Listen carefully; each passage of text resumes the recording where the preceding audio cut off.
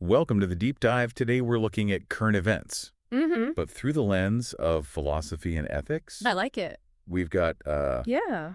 we got a whole bunch of news articles. Yeah. Everything from the Vatican releasing guidelines on AI Oh, wow. to climate activists Interesting. using philosophy in their legal defense. Okay. So let's just jump right in. That sounds good. I think it's really fascinating that the Vatican, Yeah. an institution so steeped in tradition, Mm-hmm. is taking such a proactive stance on a technology like AI. Right. And their document is called Antica et Nova. Mm-hmm. And it kind of attempts to bridge that gap, Yeah. applying these timeless ethical principles to this rapidly evolving field. Yeah. And I think that's what's so interesting about it. You have this very old institution grappling with a very new technology. Right. And they're trying to figure out, okay, how do these ancient wisdom traditions apply to this thing that's changing so rapidly that we don't even know what it's going to look like in 5 years. And the document really stresses that, AI should serve humanity, not the other way around. Right. Which I think is really interesting because it leads into this exploration of what human dignity even means. Yeah. In a world where algorithms are shaping our lives. It's almost like we have to redefine what it means to be human in the age of AI. Right. And one of the key points that the document makes Yeah. is that AI should never replace human judgment. Right. Especially when it comes to matters of life and death. Mm-hmm. Which I thought was interesting because it leads into this other article that we have about AI and warfare and how, there's this growing concern about AI being used to make those decisions about when to use force. Yeah. Essentially having machines. Making life or death decisions. Right. Which is... Isn't that just kind of terrifying? Yeah, that's a scary thought. Yeah. Because, one of the things that makes us human is our ability to make moral judgments. Right. And to weigh different factors and to have empathy and compassion. Right. And to take all of those things into account. Yeah. When we're making a decision, especially a decision that could have life or death consequences. Right. And so if we're just handing that over to machines, what does that say about us? Right. And it's interesting because it kind of ties into this other story that we have about those climate activists who are appealing their sentences for civil disobedience. And their lawyers are actually arguing that their actions were morally justified. Interesting. And they're citing the philosophies of Hannah Arendt and Henry David Thoreau. Okay. Which I thought was fascinating to use. Philosophical arguments in a court of law. That's a bold move. Right. It is, but it's also, I think it's really smart. Yeah. Because it forces us to think about, what is the role of conscience in a society? What do we do when we believe that a law is unjust? Do we just blindly follow it? Or do we have a moral obligation to resist it? And Arsa's work on civil disobedience, she really emphasizes the importance of individual conscience. Right. When you're challenging unjust laws. Exactly. And Thoreau, of course, famous for civil disobedience, where he argues that citizens have a duty, a moral duty, to resist laws that they deem immoral. And so these activist lawyers, they're essentially claiming that the urgency of the climate crisis outweighs the legal consequences of their actions. It's a really interesting argument. Yeah, and it raises that question, right? Yeah. Should philosophical beliefs be a valid defense in breaking the law? It's a tough one. Like, what do you think? Well, on the one hand, you could say that laws are laws, and we have to uphold them regardless of our personal beliefs. But on the other hand, you can also argue that sometimes our conscience compels us to break those laws if we believe that they're deeply unjust or that they're causing harm.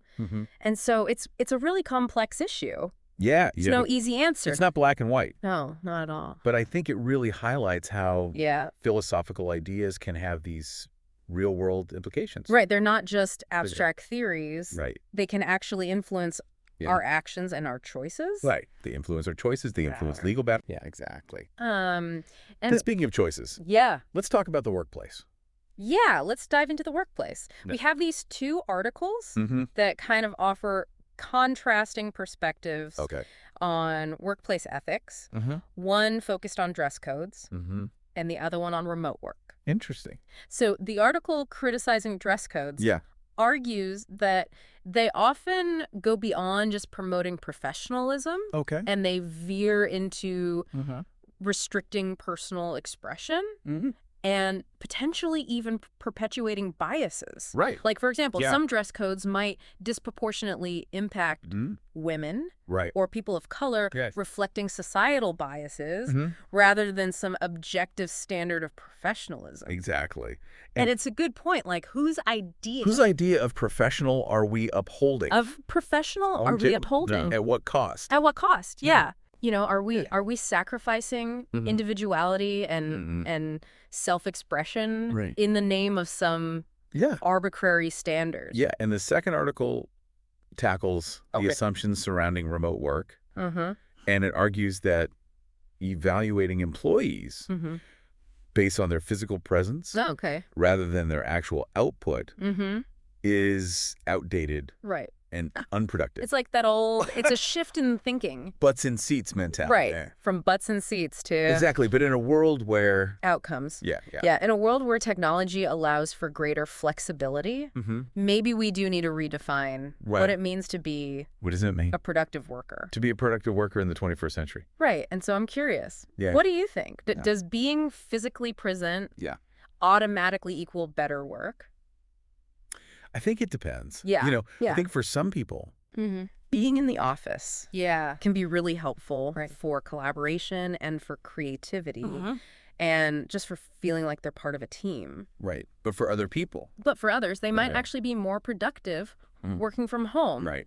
Where they have fewer distractions and they can set their own hours and they can create an environment that's conducive to their work style. Right. So I think it's really about the individual. Yeah, it's about finding what works best for each person. Yeah, and it's about having those conversations about expectations and how to measure success. Yeah, communication is key in any kind of work environment. Right. But especially in a remote one. Where you don't have those seeing each other every day. Those water cooler moments. Right. And so you have to be really intentional about communicating and making sure that everyone's on the same page. Yeah, and that leads us to an interesting example of how philosophy is being used in a very practical way. Okay. And this is an escape room. An escape room. Yeah, it's called the Omaha's Escape Room. Okay. And it uses this classic philosophical story to present this ethical dilemma. Okay, what's the dilemma? So imagine you have a utopian society where everyone is happy. Sounds great.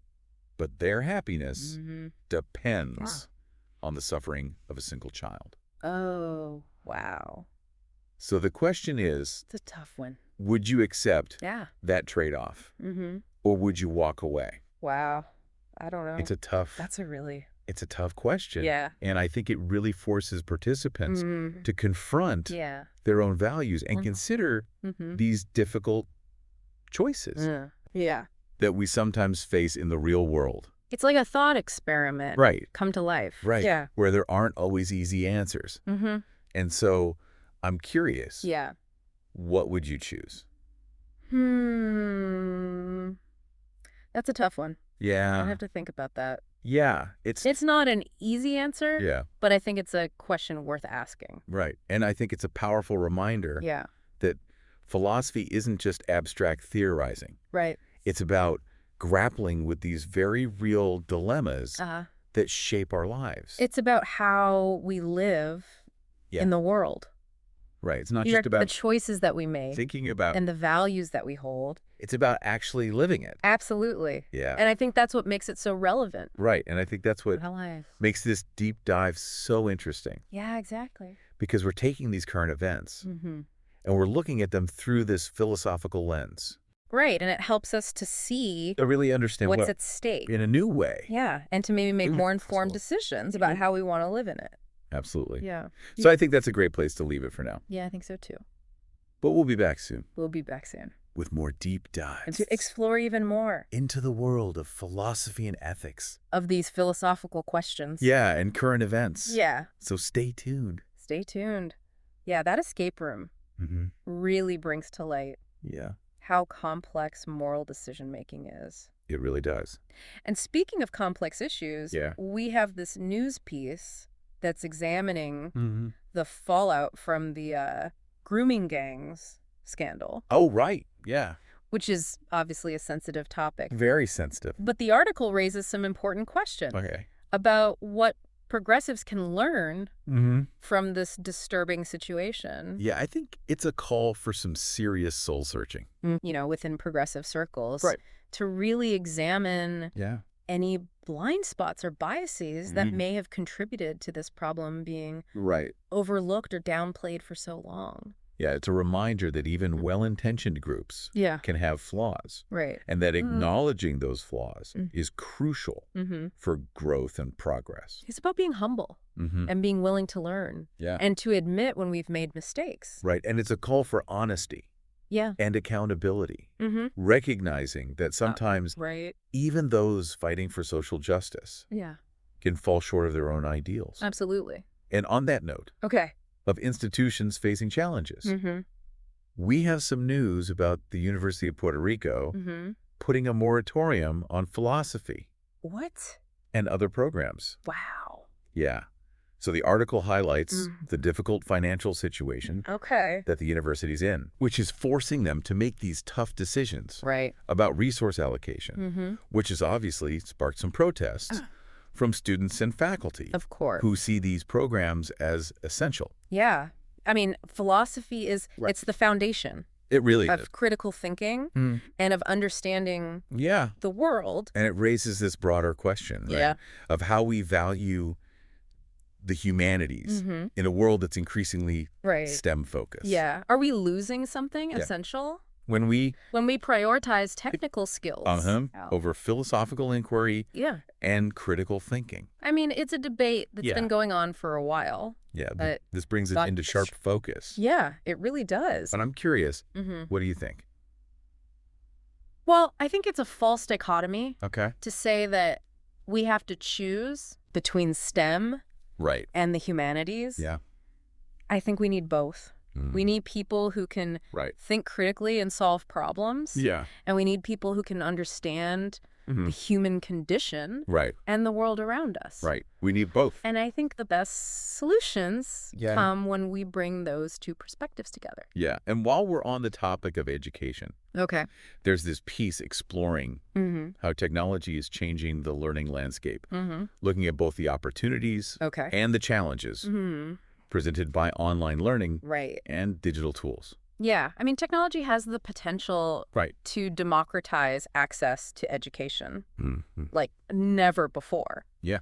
It can make learning more accessible to people all over the world. Right. But it also raises those concerns about digital equity, like making sure everyone has the resources to participate. Not everyone in this increasingly digital world has access to the same technology. Right. It's that. And so we need to be mindful. It's double-edged sword again. Of that. As we're. We need to be mindful of both. Yeah. The potential and the pitfalls. Absolutely. Of these advancements. Yeah. And speaking of global perspectives, there's an article about the impact of globalization on education. Right. How interconnectedness is shaping what we learn and how we learn it. Yeah, it's fascinating to think about. It really is. How our education systems are becoming more and more interconnected. Yeah, and it creates these opportunities for collaboration and cross-cultural exchange. Yeah, but it also raises questions about maintaining cultural diversity and avoiding homogenization of knowledge. Yeah, are we all gonna do we want everyone learning the same things? To be learning the same things in the same way? In the same way, or is there value? Yeah, it's a balancing act. In having different perspectives and different approaches. Yeah, trying to reap the benefits of interconnectedness without losing the richness. Those unique perspectives. Diversity. And traditions. Yeah. Yeah. It's a tough one. And it's a reminder that education isn't just about acquiring knowledge. Right. It's about understanding. It's about navigating the world. this complex and interconnected world. The world is a messy place. Yeah, and to help us understand these complexities, sociologists have developed all these theoretical frameworks. So let's dive into a few of those. Sounds good. Starting with Karl Marx. Okay. And his theory of class struggle. Marx, a classic. So his ideas have been incredibly influential. Yeah. Even though they were developed over a century ago. Yeah, he was way ahead of his time.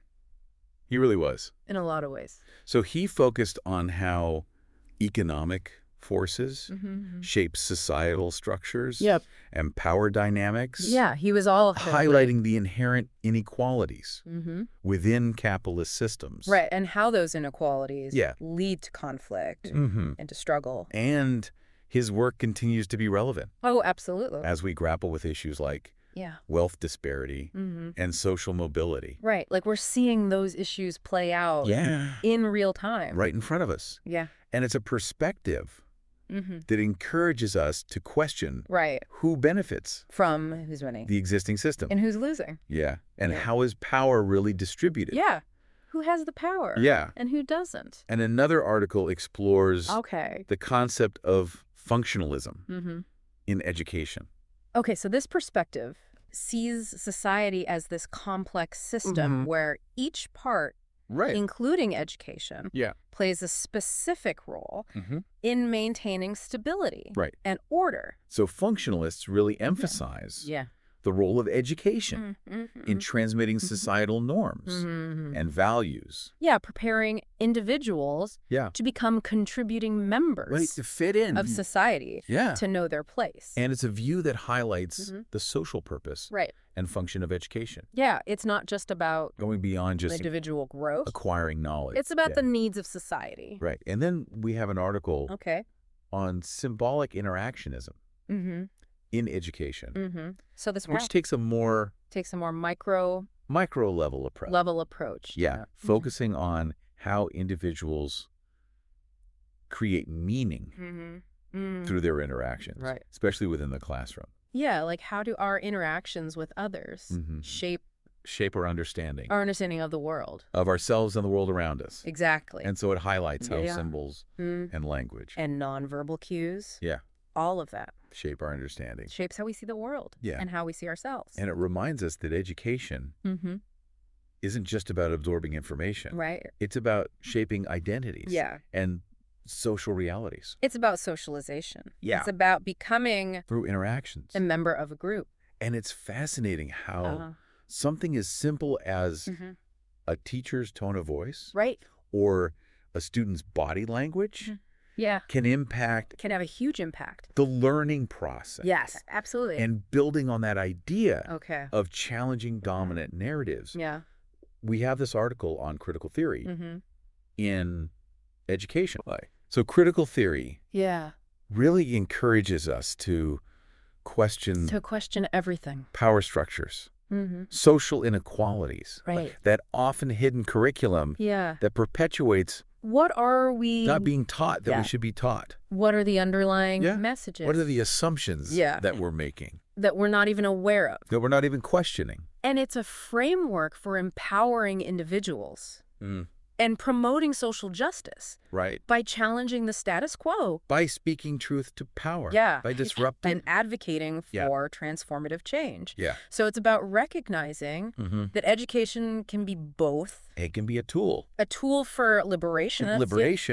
Or it can be a tool. A means of control. For oppression. Depending on whose interests it serves. Exactly. Yeah. And on that note of challenging assumptions, we have this article with some advice on engaging in philosophical discussions online. Oh, interesting. Yeah, especially with strangers on social media. Right, because that can be which is a minefield. Yeah. And it offers some practical tips for navigating those often treacherous waters. Emphasizing the importance of respect, open-mindedness, and a willingness to listen. Even when you disagree. Even when you're encountering opposing viewpoints. Like really trying to understand where the other person is coming from. Right. And I think it's a good reminder that philosophical discourse doesn't have to be confined to academic halls. It can happen anywhere. It can happen anywhere. Yeah. Even in the comments section. Happen on Twitter. Of a viral post. Yeah, exactly. Yeah. And it's about using those critical thinking skills. Those critical thinking skills. To engage with. To engage with the world. The world around us. Yeah. No matter the platform. And I think that's so important. It is. In today's world where we're constantly... Yeah, we're bombarded. Bombarded with information. With information. From all sides. From all sides, yeah. And it's hard to know. And it's hard to know. What to believe. What's true. Yeah. What's not. What's real. Okay. Yeah. And finally, we have an article exploring this classic philosophical problem. Okay. The nature of truth. Ah, truth. Yeah. What is truth? Right. A question for the ages. Yeah. Yeah. So this piece delves into the inherent difficulty in discerning truth. That's not easy. From falsehood. No, it's not. Especially in our current information landscape. Right. Where we have misinformation and propaganda. And fake news. Run rampant. And deepfakes. Yeah, it's a mess out there. It really is. Yeah. And it emphasizes the importance of what? Critical thinking, evidence-based reasoning, right, and a healthy skepticism. Yeah, don't believe everything. When evaluating claims. You read everything you see. Yeah, question everything. Question everything. Yeah. Be critical. And it's think for yourself. It's a crucial skill. In today's world. It really is. Where we're constantly bombarded. Bombarded with information. But information. So all these different sources. Yeah, and it's not always... And it's not always easy. Easy to know. To know. What to trust. What to trust. Right. It's like we need a BS detector. Yeah. For the internet. We need some kind of filter. Yeah, to sift through all the noise. To separate the signal from the noise. Yeah, and get to the heart of the matter. And that's where I think philosophy can be so valuable. Yeah. Because it gives us these tools for analyzing arguments. Right. For identifying biases. For constructing logical conclusions. So it's not just about... It's about training our minds to think critically. Right. And to engage with information in a more discerning way. So it's not just about, like, memorizing facts. It's not about rote learning. Or accepting what authorities tell us. It's about questioning. Yeah. It's about analyzing. It's about forming our own informed opinion. It's about being active participants in the process of knowledge creation. Rather than passive recipients of information. It's consumers of information. And that leads us to our final news item, which is a comparison of these two popular AI chatbots. Oh, interesting. ChatGPT and DeepSeek. Okay, yeah, I've heard of those. Yeah, and so it seems like everyone's talking about AI these days. It's all the rage. But what I think is so interesting about this comparison is that it highlights these two different approaches to AI development. Okay. So ChatGPT is designed to provide these really concise and polished answers. So it's like it wants to give you the right answer. The perfect answer. Yeah. Whereas DeepSeek focuses on transparency. Okay. Like it actually reveals its chain of thought as it's reaching a conclusion. So it shows its work. Yeah. It shows its work. Yeah. So it's not just... Instead of just giving you the answer. It shows you how it got there. Yeah. It lets you... understand its reasoning. Yeah. Because then you can evaluate the reasoning process. Right. And you can see if you agree with its logic. Exactly. So it's almost like... two different personalities in the AI world. Yeah, it's like one is the confident know-it-all. And the other one is more like the thoughtful professor. Right, and it raises that question. Yeah. As AI becomes more integrated into our lives, what will we prioritize? Right. Will it be accuracy and efficiency? Will we just want the right answer as quickly as possible? And will it be... Or will we... transparency and explainability. Yeah. Will we be content? The reasoning behind it. With a black box. Yeah. That just spits out answers. Will we trust the machine? Yeah. Or will we demand to know... Or will we... how those answers are reached? To know how it works. Yeah. Yeah. It's a really important question. And it's a question we need to be thinking about now. Yeah, before it's too late. Yeah. Because the choices we make today are going to shape the future of AI development Yeah. And its impact on society. And it's a conversation. And it's a conversation. That needs to involve... That needs to involve everyone. Not just technologists. Not just the engineers. But ethicists. But philosophers. And the public at large. Yeah, we all need to be. Yeah, we all need to be. Part of this conversation. Part of this. Because it's going to affect all of us. It's a reminder that technology is never neutral. Right. It reflects our values. The values and priority of its creators. And as we develop increasingly sophisticated AI, we need to be mindful. We need to be thinking of those ethical implications. Also the ethics. Yeah, and ensure that these technologies are used for the betterment of humanity. For good. Yes. For evil.